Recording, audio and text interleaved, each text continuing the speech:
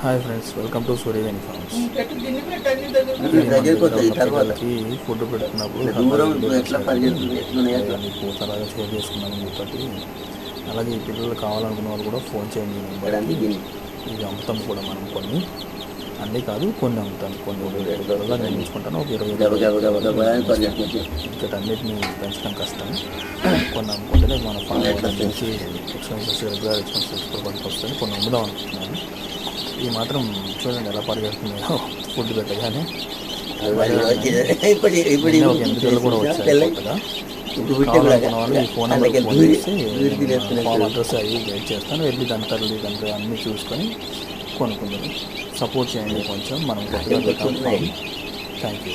2 కూడా వేసేస్తే బాగానే ఉంటాయి, వద్దంటున్నావు కానీ 3 కూడా